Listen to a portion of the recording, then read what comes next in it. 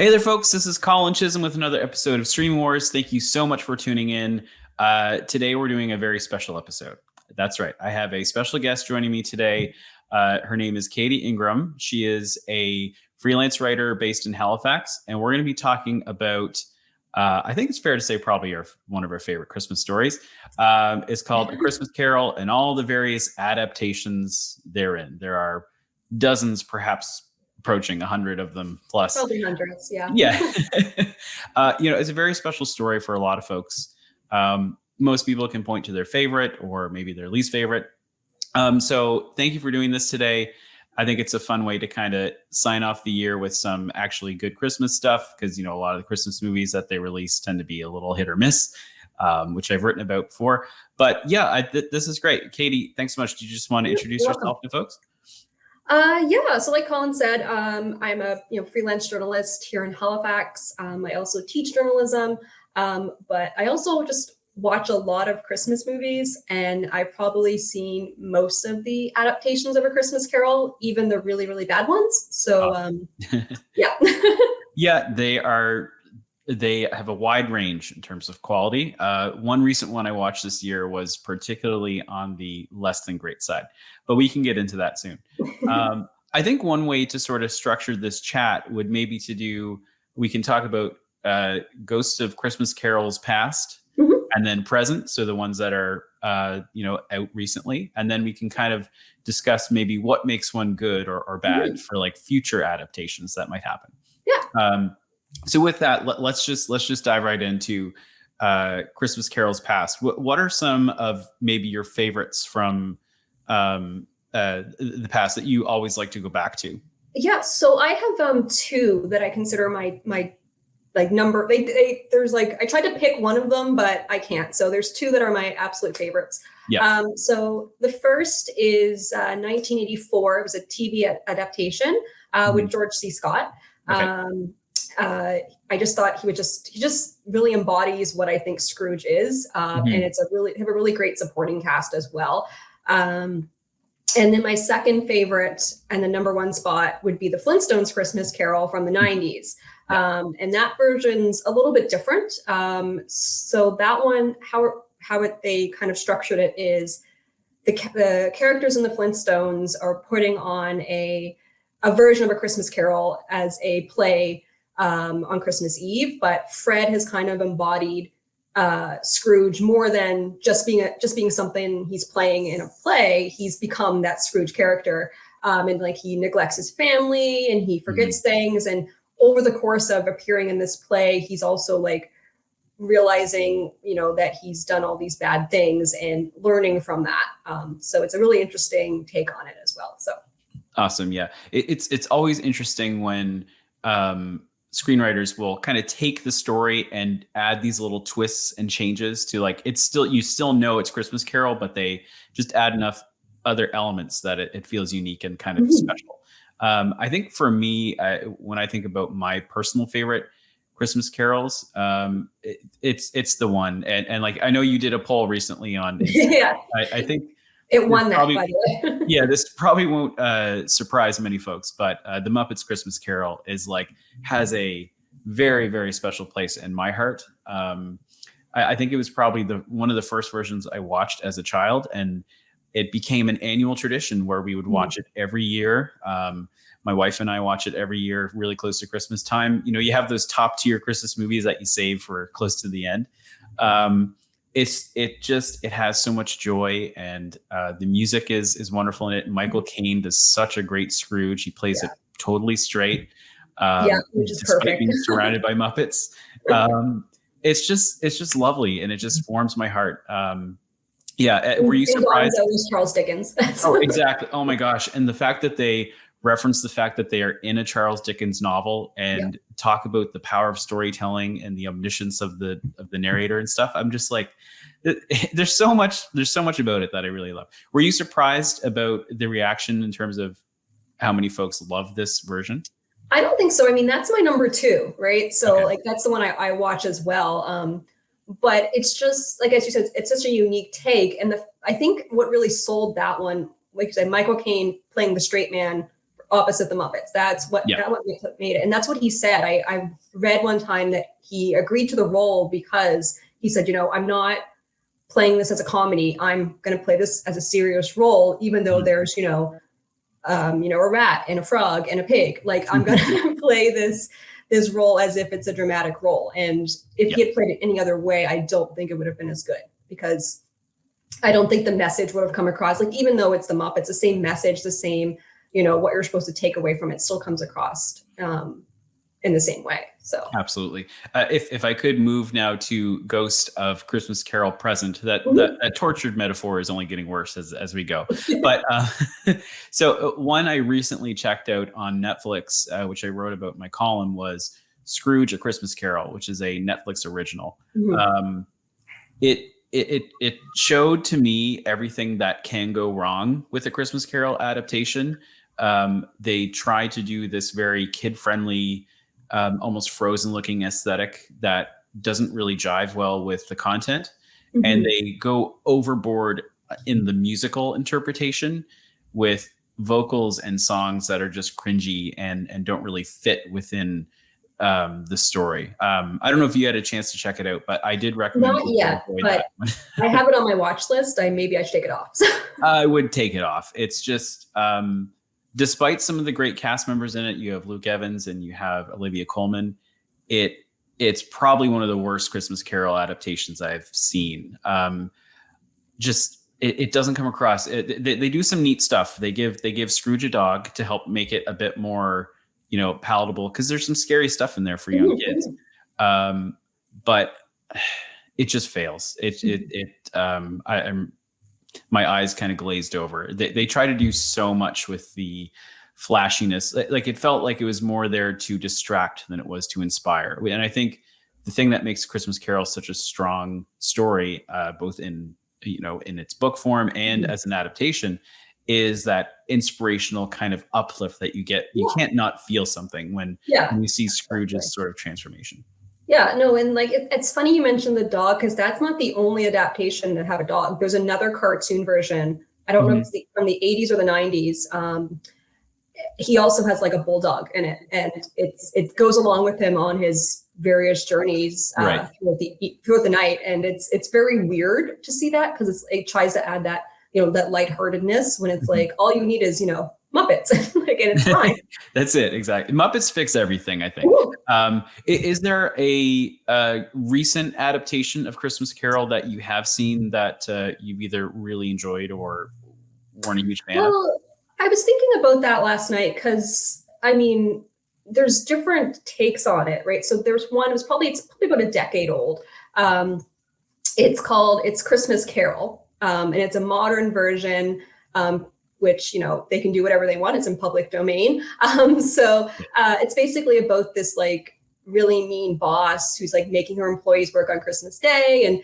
And she I think it has Carrie Fisher in it. I could be wrong. Yeah. It's really different. I think I could be wrong on that, but that sounds right. Anyway, she goes about her evening, learning about, her past, how it, shaped who she was, and then realizing that she's kind of being mean to everyone. And it was kind of boring. Like, they're just, to be that Scrooge-like character, you have to have a certain something about yourself. And it just didn't work. There's modern adaptations that work, or setting it in a different time period that work, but this just didn't work. I don't know if it was just because it was a TV movie or what. You can have good ones that are TV movies, but it just, it didn't work. It was just not the right setting and not the right characters. And so.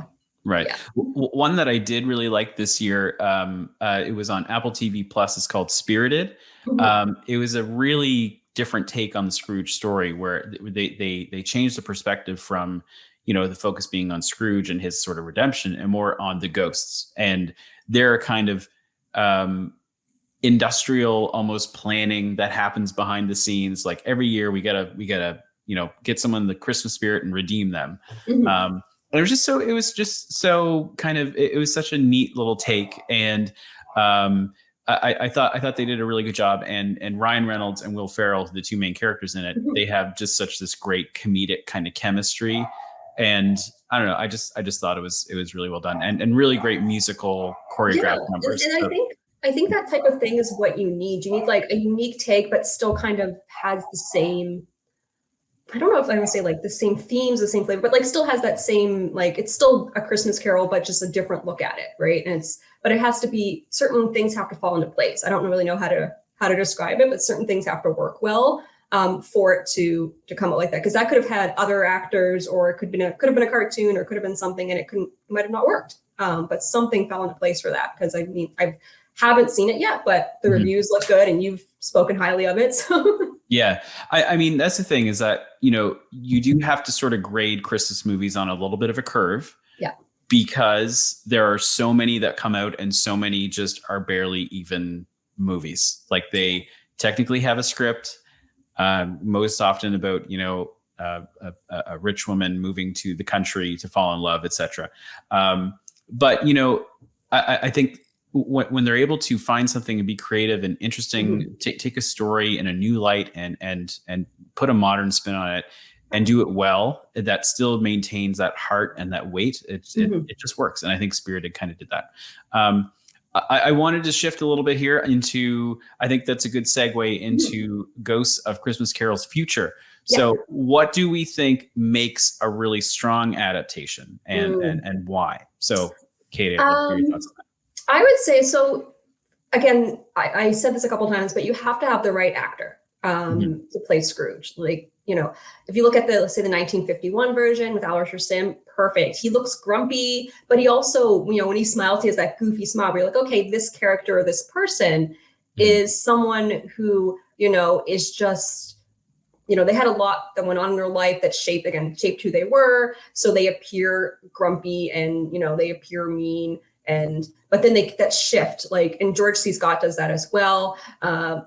Michael Caine, same thing. You have to have a strong actor to play Scrooge, but also a good supporting cast. Like, whoever plays, Bob Cratchit has to be a good Bob Cratchit. And whoever is playing the ghosts have to have, that same type of thing of, if you're the ghost of Christmas past, you're often very, cynical, maybe a little sarcastic. Ghost of Christmas Present can vary. We have the jolly Santa-like character, but also the character who's, a little more serious. It depends, but it works most of the time either way. And then, of course, just being kind of scary for the Ghost of Christmas Future. You don't want to see that, you don't want to see the person's face. You just want them to be that hand pointing to various things. So it all depends on the cast, but it also depends on how you approach the story. You have to have, they have to be redeemed and they have to, be, you can't just change it and be like, yeah, I decide to still be me. You have to still follow that formula, even if you're changing the story a little bit here and there. Yep. No, I think that's right. And although the acting is obviously key to making that come across, you can cast a really strong Scrooge, for instance, Sir Patrick Stewart in one of the adaptations. But if the rest of the production doesn't live up to that, everything kind of falls down. And I just referenced that one in particular because I remember not being particularly moved by it, even though I'm a big like his Scrooge. I found Patrick Stewart's Scrooge to be, I felt like it was Captain Picard in the holodeck. I mean, I don't typecast him in any roles. I've seen him in other things, but I felt like, the doors were going to open at one point and, someone, Riker was going to walk in or something. Like, it felt like he was just, I don't know, like not putting his best forth for it. Or maybe it's just because, I don't know, it felt off and it felt like he was just like, phoning it in. But I mean, again, some people do see him as a really good Scrooge. I have seen that. So, I mean, it's not like I think that one's a kind of a mixed bag.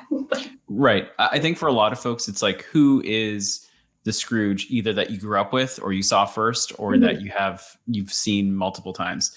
No, thank you for that, Kate. I think just to sort of end off here, we'll maybe talk about some of the other kind of adaptations and offshoots that we've seen. I wanted to quickly mention one that I watched a couple of years ago. I don't know if it's on any streaming networks right now, but it's called The Man Who Invented Christmas. And it's kind of a neat way of deconstructing what A Christmas Carol is and focusing in on Charles Dickens as an author. and showing how he came up with these characters through these different life experiences that he had, growing up in London, going through different sort of socioeconomic experiences, running into people who were that sort of cranky old miser, and taking different aspects of like a financier who is very kind of clutching with their wealth, and someone who is just really cranky and kind of crotchety, and how he kind of combined them all into one. I just thought was such a cool kind of look into like that author experience and how you create these beautiful worlds sort of just from your experience. Do you have any others you wanted to reference? There's two that I found interesting. They're different takes on it. So either a modern adaptation or an adaptation set in a certain time period. So one of them is An American Christmas Carol. It's from the 70s, and it's Henry Winkler as a character. Right during his Happy Days run. He was playing, I just have his name, Benedict Slade is his character's name, but it takes place during the Great Depression. So he's, people are defaulting on their loans. So he's seizing property to pay for those loans. And he goes through a similar story of realizing, what he's done wrong and how he could use his, basically using his wealth and his, resources to help others. The only problem with that one I find is the makeup is really bad. I did watch the trailer. It's a 30-something-year-old Henry Winkler who plays a younger version of his character, but also the older version, and it looks like he's melting. Yes, there's just so much to unpack there. Like he's younger, but we know he's old now, but the makeup is, and then the other one is Scrooged with Bill Murray. From 1988. And I think it's, again, that unique take, but still has the same idea. And it's a product of its time when you look at it now. The references, the pop culture references, the cameo characters, all of these things, the emphasis on television and how we should all be like watching television, which was, for the time, it's like, what you do, you came home, you watched TV, you had like, there were like movie night, event nights on TV, all of that stuff. And the whole idea of excess and how, kind of overdoneness of the time is really emphasized there, and how we don't need that. We need like little things. We need the people in our lives that we love. We need our friends. And even like the idea with that one that you don't need big things to matter. His brother in the movie gives him, I think it's actually Bill Murray's brother as well in real life, but it gives him a picture of them as kids. And it's, it's kind of sweet that it's just a simple thing that would mean a lot. And he doesn't realize that until later on. So it's just an interesting take as well. Slight commentary on everything of, the 80s, but also just, it shows that, no matter when it's set, whether it's, Victorian London, Depression, 1980s, whatever, you can still kind of connect to it in a time period. Right. I think just to finish off this chat, and thank you again for this, why do you think A Christmas Carol is such fertile ground for adaptation? Why do you think screenwriters and creators keep coming back to this story? What is it about it that makes it such a powerful thing, especially this time of year?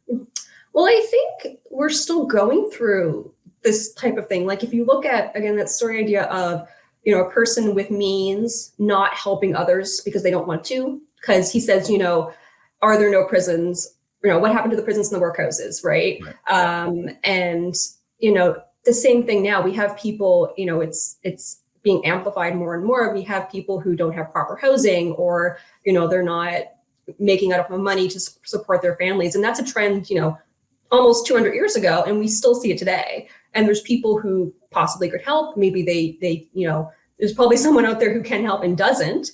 And it says this, it's this, it's a universal theme of, well, if you have the ability to help others, do it. Don't send them to, places or tell them like, oh, just go get a job, right? Like sometimes, there's other factors in play there that are, hurting someone from being able to do that. So, if you can help someone, help them, be a good person, have humanity in you. And that's a theme that I think continues on, that, because we still have these societal problems, that we can still connect to it in some way of, helping your fellow human, Absolutely. Like that empathy and that compassion that needs to come through. You did also kind of put in my head the idea of, oh man, maybe Elon Musk could be visited by some spirits. And maybe that would fix a lot of problems. Yeah. But Katie, this has been wonderful. Thank you so much for you. the chat. I really appreciate it. And to everyone watching, listening, etc., thanks so much for tuning in. For more, head over to saltwire.com, and happy holidays. Thanks so much.